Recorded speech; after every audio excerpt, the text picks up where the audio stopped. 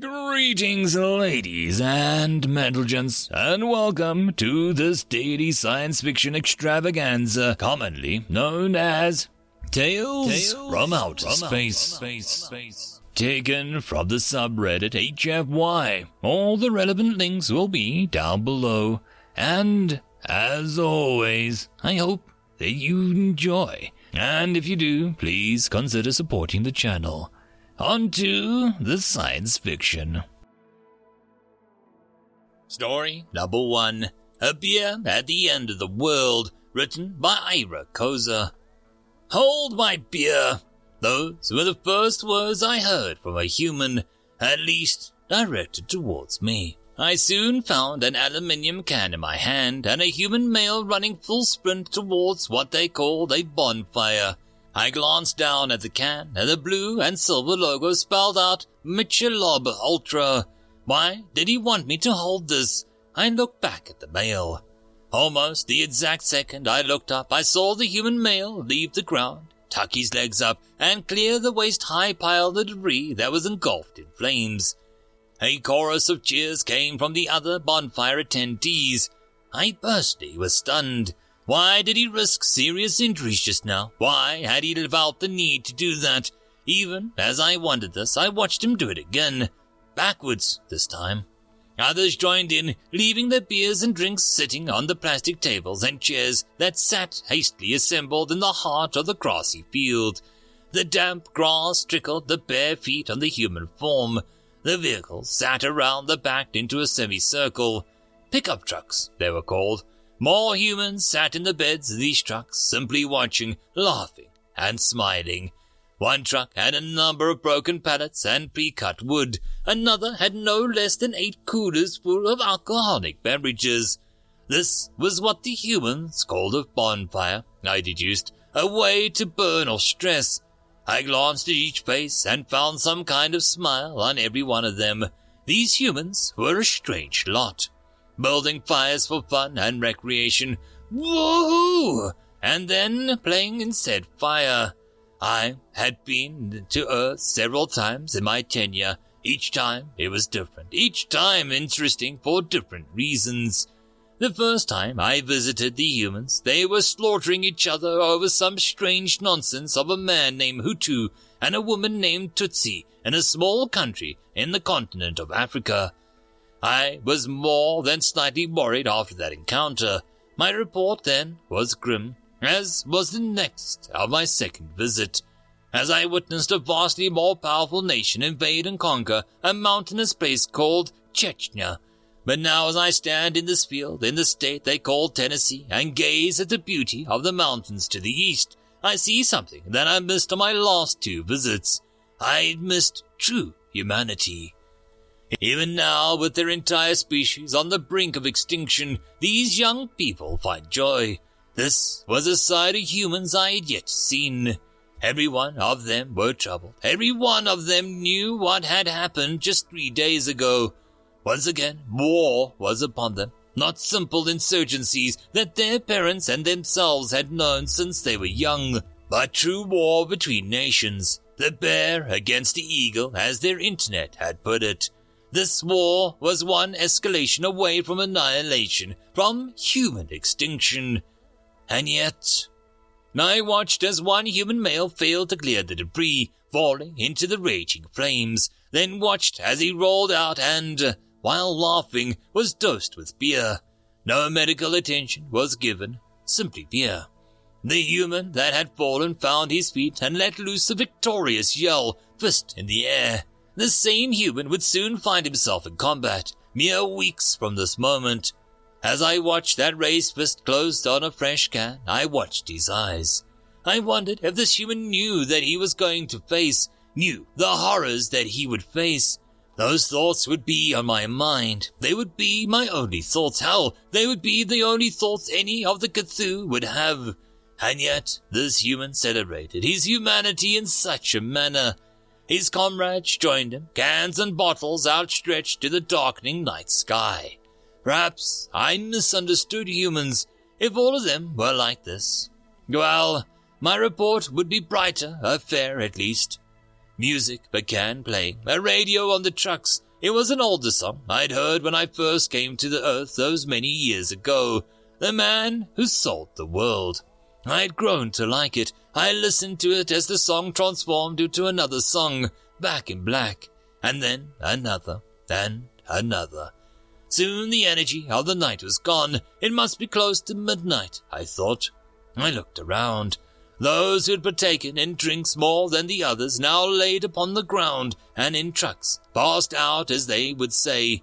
A few sat awake, 1 female and 4 males. A pair, a male and a female, sat next to each other on the gate at the end of the male's truck.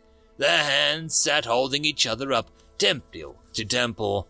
Another pair, 2 males, laid in the grass staring at the stars. They held a conversation. Nothing that interested me, but still a curious sight. The last male sat sipping on a long brown glass bottle and read Blue Moon Belgian White next to the fire. Ever so often he would toss a spare piece of wood or debris into the fire. I grew curious and decided to sit next to him. "Hello," I greeted. He responded by tipping his bottle in my direction. "You enjoying yourself?" I heard myself ask, knowing how awkward it sounded. Training had taught us to avoid conversation when possible, but this human piqued my interest. He glanced my way out of the corner of his eye. There was kind eyes, much older than the male who sat beside me. "Yeah, that was a good idea," he answered curtly. His mind was somewhere else, somewhere far from here. He sipped his beer and stared into the fire. "What's your name again?" the male asked. "Sorry, I'm not good with names." "John," I answered. "A common name, a simple name, a good name." The male turned his head and extended his hand. "Nice to meet you, John. Unless I've already done this, in which case nice to meet you again, John."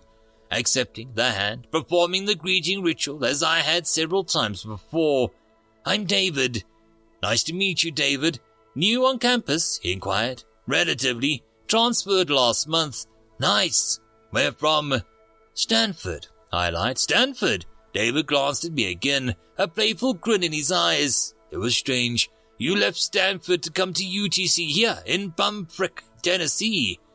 "I suppose so," I answered confidently. "Stick to your story. Always be confident. Remember to blend in." My training scratched at the back of my head. "Better scenery," I said, gesturing towards the mountains. "I'll give you that," he replied. "Nothing is more beautiful than Chilaway in the fall. I hope you get the chance to see it, John." "Why do you say that?" I knew the answer. I clicked on the recording device in my inner ear. "You know why." He turned his head to the 20 or so young adults, males and females, passed out in the grass and gestured with his head. "How many of them will be dead next month?" David asked. "A quarter? A half? This won't end well for anyone." "That is a very pessimistic view." "Pessimistic?" He shrugged and nodded. "Yeah, but nothing will matter when the bomb drops." I watched as he glanced at the young female passed out next to his leg. With a somber smile, he picked the grass from her hair. I wasn't sure how to respond to that. He was right, and to say it so casually. He had accepted what was to happen as well. David bent over and kissed his partner's forehead. "Do you think there's aliens out there?" David asked. I kept my face emotionless as I answered. "Seems impossible for there not to be," I said. It was a question I had heard so many times that the answer was automatic. He looked at me again. "Why do you think we don't hear them, see them?" I watched him. His entire demeanor had changed. The question was important to him. "I mean, maybe they kill themselves before they get to the stars. Maybe they don't advance fast enough. Maybe. He shook his head with a sip of his beer. "Maybe they're like humans," I offered. "Yeah." I watched as he lightly wrapped the female's hair between his fingers. Suddenly, a buzzer sounded. The truck's radio. 3 distinct buzzers followed by a long tone. I wondered at the meaning, but knew it wasn't good by the human's body language. A robotic voice cracked through the speakers. "This is a national emergency. The following message has been transmitted as a request of the United States government." David bit his lip and lowered his head. The 2 males clasped each other's hands and the pair on the truck embraced. "This is not a test. a nuclear attack is occurring against the United States. A large number of nuclear missiles have been spotted heading for the continental United States. These missiles are expected to strike within the next 20 minutes. All citizens are advised to seek out shelter immediately. Please stay tuned for further messages from the President of the United States. David raised his head. You know what my life dream was? He asked no one. A dull roar could be heard now. I glanced back at the west to see a number of missiles climbing higher in the atmosphere. I wanted to see Earth from space and shake hands with an alien. I met his eyes. When I was a young boy, maybe 5 or so, my grandparents took me to Florida. While we were there, I got to see a space shuttle launch, and I remember thinking, that's incredible. He laughed. Ever since, I was determined to go to space, to see the stars, and the only gods could. I pledged to be the first human to meet an alien, to shake hands with an alien, or see an alien in my lifetime. Because our story is not on Earth. Our story is written in the stars. Soft sobs surrounded me as David spoke, and I felt he was sincere. I pondered my decision. I know the consequences. What would you do if you met an alien? I asked. David half smiled. I'd give him the moon. He said simply. You'd what? I asked, puzzled. David smiled, but tears were in his eyes. There's this old Zen story about an old man that lives on a mountain. One day, as the man is away, a thief breaks into his house of the old man and ransacks it, but finds nothing but a bowl for rice. David paused. Small white dots had appeared in the stars. The old man comes home to find the thief and confronts him in his home. The old man is moved with compassion and takes pity on the thief. He takes off his robe and gives it to the thief so that he won't leave empty-handed after traveling so far. David wiped the tears from his eyes. Later that night, the old man is sitting outside naked and he watches the moon pass over him and he says, Poor fellow, left too early. I wish I could have given him this beautiful moon. Imagine the knowledge we could share, the breakthroughs, the language, the cultures. David continued. I'd give them everything. I'd give them the moon. I was left speechless. Without thinking, my hands crept up to my faceplate. David, I said. He turned his head to face me again. With a hiss, my faceplate was removed. Cold night air and the smell of smoke swept into the mechanical suit and that encased my body. David's eyes widened with awe as I let the deconstruction begin. I knew the consequences. My atoms were being teleported millions every second back to the ship. I would be tried and executed. I knew this. But this was my moon, I suppose. I saw a smile creep across David's eyes once more. Contentment. That's what I saw. Just as the sun ignited just over the horizon. End of story. Story number 2, Knives in the Shadows, written by Cold Fire Night. We found that many Terran planets were lush and teeming with life. Others were barren but rich with much desired resources. So we claimed them all. It was over soon after it began. We wiped their ships from the heavens, struck their armies from the lands, and took their planets for our own. We broke their spine and kept their weakest hostage, forcing them to serve us. We thought that we had ended it when we conquered them, that they would have no spirit left to fight with, that they could cause no harm. We did not understand our mistake. It should have been over, that they should have been broken, but still they took our lives. They bled us drop by drop. No matter how many of them we killed, we never found as many bodies as there should be. If we found bodies at all, our people were no longer willing to come to these planets. Our warriors were no longer willing to risk their lives to hold worlds empty of our own kind.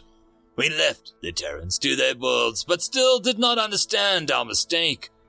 Generations later, they came for us. Our ships vanished. Our outposts went dark. Our planets fell silent, one by one. They now come out of the shadows, deadly, vengeful, and, worst of all, silent. We only learned it was the Terrans when they showed us they held our children. We finally understand our mistake. We took their children, now they take us all. End of story. And that, my friends, concludes this dose of science fiction fun. I hope that you enjoyed. And if you did, please don't forget to support the author from the link down below. But if you want to support this channel, there are links as well down below for you to help with. But the easiest way would be to share this video. And if you are so inclined, subscribe as well. I will see you all in the next episode, and I hope that you all have a fantastic time until then. Cheers.